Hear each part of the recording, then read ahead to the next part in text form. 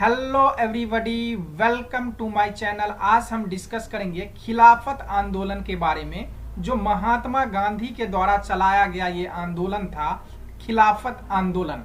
इसमें हम देखेंगे खिलाफत आंदोलन क्यों शुरू हुआ था, कैसे शुरू हुआ था और कब शुरू हुआ था।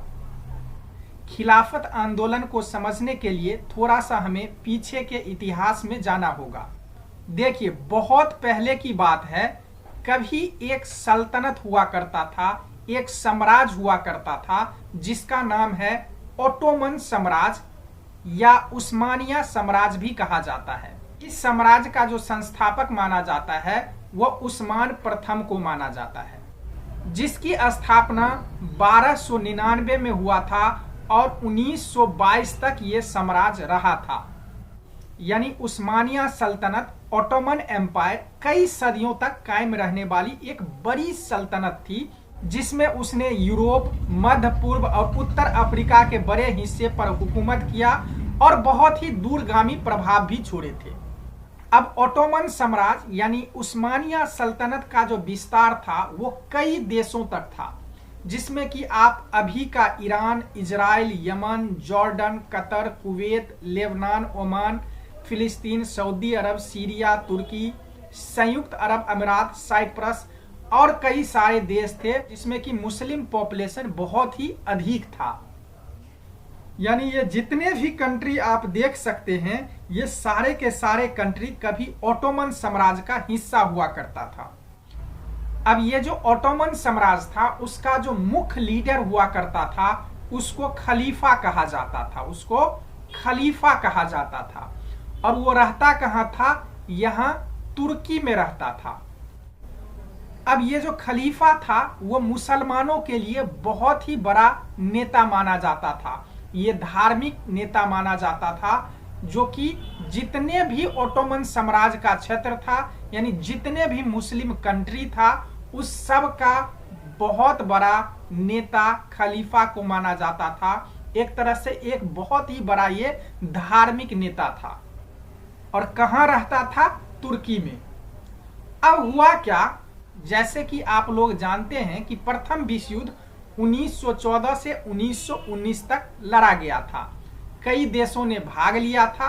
इसमें दो पक्ष, एक तरफ ब्रिटेन, फ्रांस, अमेरिका, रूस और इटली इत्यादि था। दूसरी तरफ ऑस्ट्रिया हंगरी, जर्मनी, खिलाफत ए उस्मानिया, बल्गारिया आदि देश शामिल था। तो यानी प्रथम विश्व युद्ध में ओटोमन साम्राज्य यानी खिलाफत उस्मानिया ने भी भाग लिया था। अब प्रथम विश्व युद्ध में क्या होता है, जिसमें खिलाफत उस्मानिया ने भाग लिया था, जिस पार्टी में, उसकी हार हो जाती है और ये वाला पार्टी जीत जाता है। तो अब जीतने वाला पार्टी क्या करता है, इनके ऊपर कई सारे संधि लगा देता है, संधि करता है। यानी अब ओटोमन साम्राज्य को तोड़ने की कोशिश करता है जीतने वाले पक्ष। तो इसी तरह टर्की के ऊपर, जिसमें कि उस्मानिया साम्राज्य का जो नेता रहता था, खलीफा रहता था, उसके ऊपर बहुत बड़ा संधि लगाया जाता है। उस संधि को कहा जाता है सेव्रेस की संधि। बहुत इंपोर्टेंट। यानी प्रथम विश्व युद्ध में हारने के बाद टर्की को कौन से संधि लगाया गया था, यानी उस्मानिया सल्तनत के ऊपर कौन से संधि लगाया गया था? सेव्रेस की संधि। ये संधि किसके बीच में हुआ था? ये एक्चुअली 10 अगस्त 1920 को ये संधि हुई थी मित्र राष्ट्रों एवं तुर्की के बीच में, क्योंकि खलीफा कहाँ रहता था? वो टर्की में रहता था, यानी तुर्की में रहता था। तो इन दोनों के बीच, यानी मित्र राष्ट्र यानी जीते हुए पक्ष और तुर्की के बीच में जो संधि हुई थी, उसे सेव्रेस की संधि कहा जाता है। वैसे तो प्रथम विश्व युद्ध में कई सारे संधि लगाया गया था, तो उसमें से एक संधि है सेव्रेस की संधि। इस संधि के अनुसार जो मित्र राष्ट्र थे वो तुर्की को कई भागों में विभाजित कर दिया, यानी इस तरह से उसको तोड़ दिया, बिल्कुल पंगु बना दिया। तो इस संधि के अनुसार क्या हुआ, मिस्र, सूडान, फिलिस्तीन, मोरक्को, अरब, सीरिया, ईरान आदि क्षेत्र जो थे उसको तुर्की से अलग कर दिया, यानी तोड़ दिया। उसके बाद सीरिया पर फ्रांस एवं फिलिस्तीन एवं ईरान जैसे क्षेत्रों पर ब्रिटेन का नियंत्रण हो गया। तो यानी देख सकते हैं जो राष्ट्र मित्र राष्ट्र जो थे जब इनके साथ संधि किया तो इसका जो क्षेत्र था उसका बंदर बांट कर दिया, यानी अलग अलग हिस्से में तोड़ दिया और अलग अलग कंट्री जो है उस पे अपना अधिपत्य कर लिया। और साथ में ये कहा गया जो खलीफा के द्वारा जो शासन प्रणाली चल रहा है उसको खत्म कर दिया जाए, यानी खलीफा का जो पावर था उसको पूरी तरह से खत्म करने की बात भी इस संधि में कही गई थी। अब उस समय तुर्की का जो खलीफा था उसका नाम था अहमद षष्ठ। अब इन्होंने क्या किया, जैसे कि यहाँ पे आप देख सकते हैं ये है तुर्की और तुर्की से ये है इंडिया। तो यानी जब इस खलीफा का पावर हटा दिया गया मित्र राष्ट्रों के द्वारा तो इन्होंने क्या किया कि जितने भी मुस्लिम बहुल क्षेत्र था दुनिया में, यानी मुस्लिम राष्ट्र था, यानी जहां पे पॉपुलेशन मुस्लिम की ठीक ठाक थी, वहां पे इन्होंने क्या किया कि अपना दूत भेजना शुरू कर दिया, कई जगह दूत भेजना शुरू कर दिया। उसी तरह इन्होंने भारत में भी अपना दूत भेजा और इसका जो दूत था भारत में पहुंच के वहां के जो मुस्लिम नेता थे उनसे बात किया।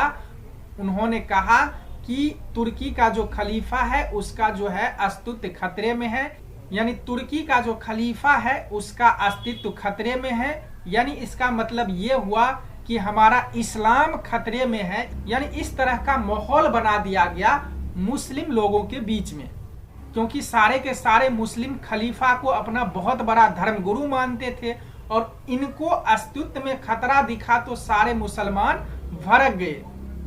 तो ऐसा माहौल बना दिया गया जैसे कि इस्लाम खतरे में है, यानी मुस्लिम धर्म खतरे में है। अब इस तरह का जब माहौल हो गया कि खलीफा का अस्तित्व का खतरा, मुसलमान धर्म का खतरा, तो भारत में भी कुछ लोगों ने इस चीज का विरोध किया, यानी मित्र राष्ट्र द्वारा जो संधि किया गया उसके खिलाफ हो गया, यानी खलीफा के पक्ष में ये लोग आंदोलन करने के लिए मूड बनाया। उसमें सबसे पहले जो कहा जाता है जो नेता थे अली बंधु, यानी मौलाना शौकत अली, मौलाना मोहम्मद अली, ये दोनों भाई थे, ये उत्तर प्रदेश के दोनों भाई थे, ये मुस्लिम नेता थे। इन्होंने खलीफा के पक्ष में और सेवरेस की संधि के खिलाफ इन्होंने आंदोलन करने का निश्चय किया। कई सारे नेताओं से, मुस्लिम नेताओं से बात किया और आंदोलन करने का निश्चय किया, जिसमें कि उस टाइम के बहुत बड़े बड़े जो मुस्लिम नेता थे उन्होंने भी इनका साथ दिया, जैसे मौलाना अबुल कलाम आजाद, मोहम्मद अली जिन्ना, इन्होंने भी इनको साथ दिया था। अब क्या हुआ कि मार्च 1919 में मुंबई में एक खिलाफत समिति का गठन किया गया, जिसमें कि अली बंधु और कई मुस्लिम नेता ने भाग लिया था इस खिलाफत आंदोलन को चलाने के लिए। तो ये बहुत इम्पोर्टेंट है, खिलाफत कमेटी का गठन कब हुआ था और कहाँ हुआ था। तो खिलाफत समिति का जो गठन हुआ था वो मार्च 1919 में हुआ था। कहाँ पे हुआ था? तो मुंबई में हुआ था। अब क्या हुआ कि 17 अक्टूबर 1919 को अखिल भारतीय स्तर पर खिलाफत दिवस मनाया गया, यानी यहाँ के जो मुस्लिम नेता थे वो कई सारे मुसलमानों को जोड़ लिए और खिलाफत आंदोलन को तीव्र करने के लिए यहाँ पे खिलाफत दिवस मनाया था। तो ये कई बार एग्जाम में पूछ लिया जाता है, ये खिलाफत दिवस कब मनाया गया था अखिल भारतीय स्तर पर? तो 17 अक्टूबर 1919 को। अब इस तरह से खिलाफत आंदोलन का मूवमेंट बहुत ही तेजी से चलने लग गया भारत में। जैसे कि आपको मैंने बताया कि खिलाफत आंदोलन किसने शुरुआती तौर पे शुरू किया था तो अली बंधुओं ने, शौकत अली और मोहम्मद अली, और बाद में दो नेता आते हैं बहुत बड़े नेता, मोहम्मद अली जिन्ना और मौलाना अबुल कलाम आजाद, और इस दोनों ने भी इस आंदोलन को तीव्र गति से आगे बढ़ाने में काफी सहयोग किया था। जैसे कि मौलाना अबुल कलाम आजाद ने एक समाचार पत्र था जिसका नाम था अल हिलाल, इसके द्वारा इन्होंने काफी प्रचार किया था खिलाफत आंदोलन का। वहीं मोहम्मद अली जिन्ना ने कामरेड समाचार पत्र के माध्यम से खूब प्रचार किया था खिलाफत आंदोलन का। देखिए अब क्या होता है कि कई सारे मुस्लिम नेता महात्मा गांधी के पास पहुंचते हैं, क्योंकि महात्मा गांधी उस समय में बहुत ही बड़े नेता थे, राष्ट्रीय स्तर के, यानी स्वतंत्रता संग्राम के सबसे बड़े जो नेता थे वो महात्मा गांधी थे। सारे मुस्लिम लोग पहुंच जाते हैं महात्मा गांधी के पास और कहते हैं कि इस आंदोलन में आप हमें मदद कीजिए। तो महात्मा गांधी इस आंदोलन से जुड़ जाते हैं और बहुत ही एक्टिव पार्ट प्ले करते हैं महात्मा गांधी इस आंदोलन में, यानी पूरी तरह से बागडोर संभाल लेते हैं महात्मा गांधी इस आंदोलन का। होता क्या है, अब अखिल भारतीय खिलाफत कमेटी का पहला जो सम्मेलन होता है वो दिल्ली में 24 नवंबर 1919 को होता है। उसमें महात्मा गांधी का खिलाफत आंदोलन का अध्यक्ष चुन लिया जाता है, यानी अब महात्मा गांधी अब इस आंदोलन को पूरी तरह से महात्मा गांधी इस आंदोलन को अपने हाथों में ले लेते हैं, यानी खिलाफत आंदोलन का पूरी की पूरी कमान जो है वो महात्मा गांधी के पास चला जाता है। अब देखिए महात्मा गांधी को इस आंदोलन में जुड़ने का जो एक मेन मकसद था कि हिंदू और मुसलमान को एक साथ जोड़ना, यानी स्वतंत्रता संग्राम में यानी ताकत को बनाना है तो हिंदू और मुस्लिम को एक साथ जोड़ के रखना है जिससे ताकत और बढ़ेगी। तो इसी भावना के साथ महात्मा गांधी इस आंदोलन में जुड़ जाते हैं।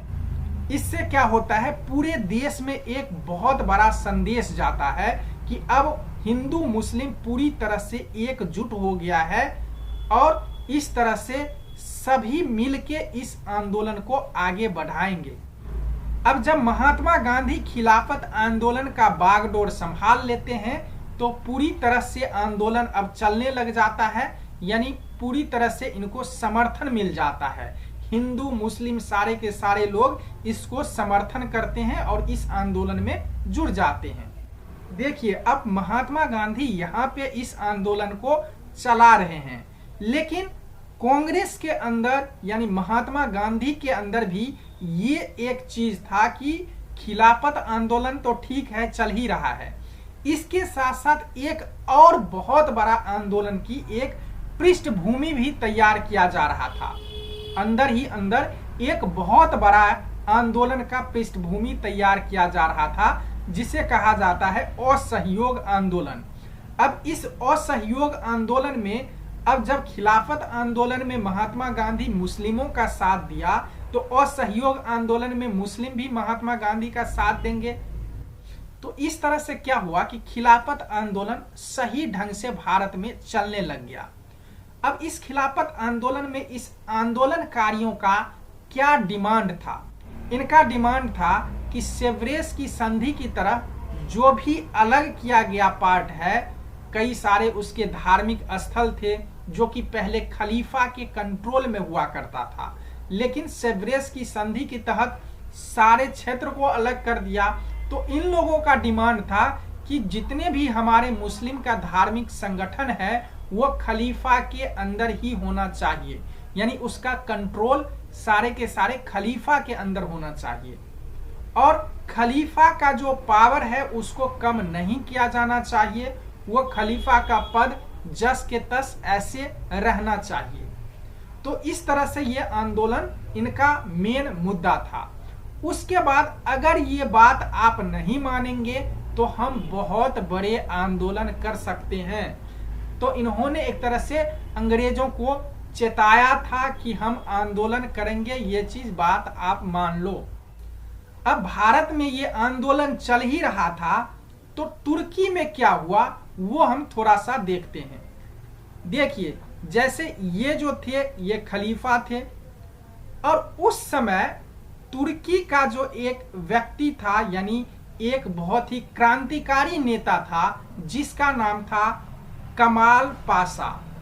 ये बहुत ही क्रांतिकारी नेता था तुर्की में।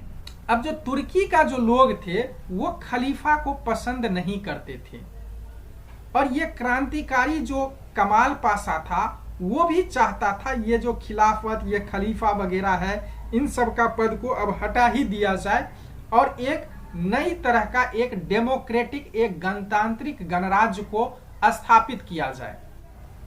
अब ये जो कमाल पाशा है एक बहुत ही क्रांतिकारी नेता, ये क्या करते हैं 1922 में खलीफा को अपदस्थ कर देते हैं, यानी खलीफा को अपने पद से हटा देते हैं, इनको भगा देते हैं। भाई अब कोई खलीफा वलीफा नहीं चलेगा, अब ये खलीफा का जो पदवी है वो अब खत्म करो।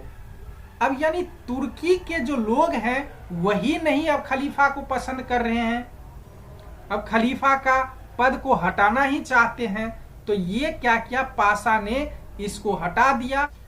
तो यानी 1 नवंबर 1922 को कमाल पाशा के द्वारा खलीफा का जो सल्तनत था, खलीफा का जो पद था, उसको इन्होंने समाप्त कर दिया।